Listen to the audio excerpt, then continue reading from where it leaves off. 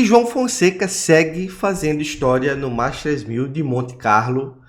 Dessa vez enfrentou o ex-número 6 do mundo, o italiano Matteo Berrettini, que já foi finalista de Wimbledon, um cara que já tem vários títulos da ATP e vence, e não só vence, como convence com uma tranquilidade muito grande em um jogo extremamente seguro e completamente diferente daquele que foi ontem diante do francês Arthur Rindenet. Hoje o João venceu a partida por 6-3, 6-2, mas foi uma partida extremamente controlada desde o início. O João praticamente não, em momento nenhum, se sentiu ameaçado pelo italiano.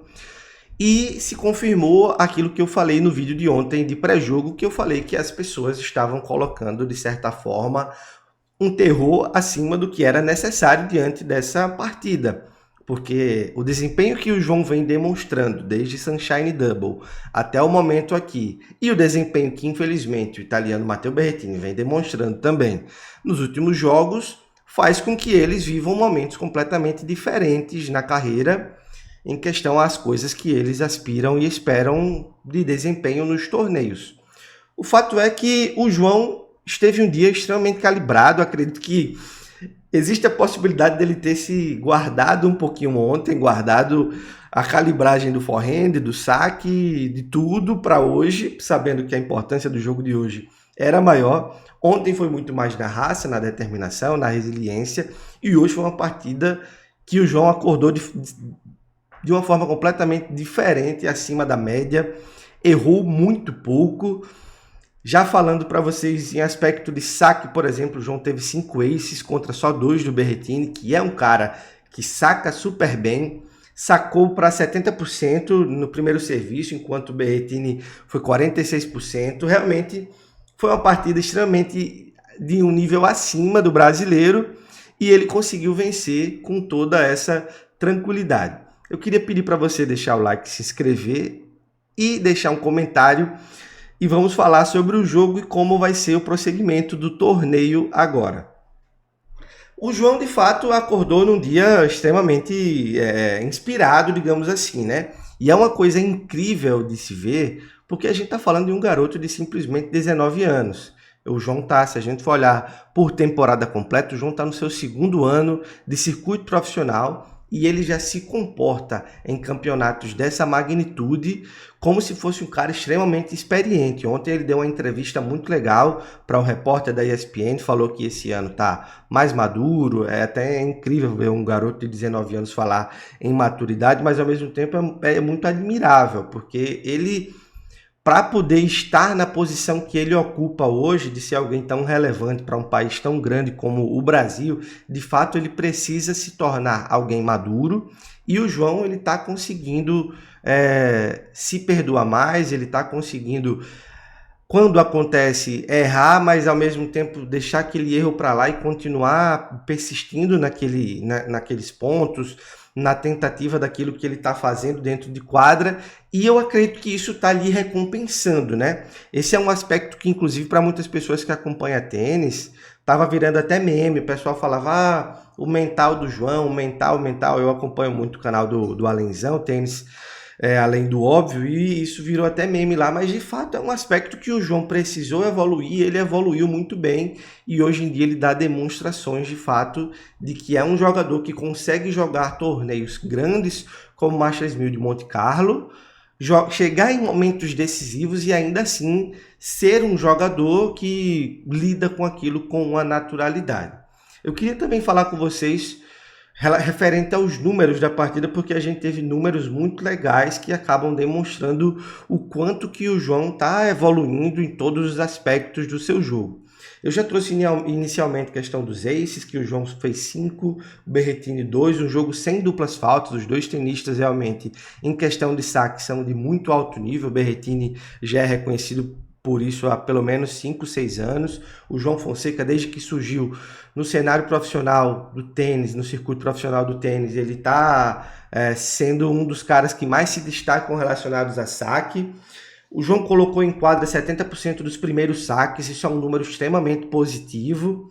Além disso, o João teve 13 winners contra 11 winners do Berrettini. Realmente o Berrettini demonstrou a força que ele tem principalmente no seu forehand, porque o backhand dele de fato é um pouquinho manco.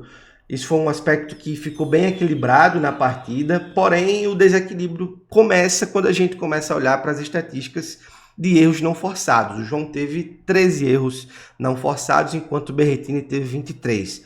É claro que a gente sabe que a estatística é erro não forçado, mas muitos desses erros são provocados pela dificuldade que o seu adversário acaba colocando. Então, às vezes você recebe uma bola que as estatísticas contam como erro não forçado, mas é uma bola que vem com muito spin, é uma bola que vem um slice, ela quica e não sobe. Então, de fato, isso demonstra também um pouco da dificuldade que o próprio João Fonseca colocou o Berrettini.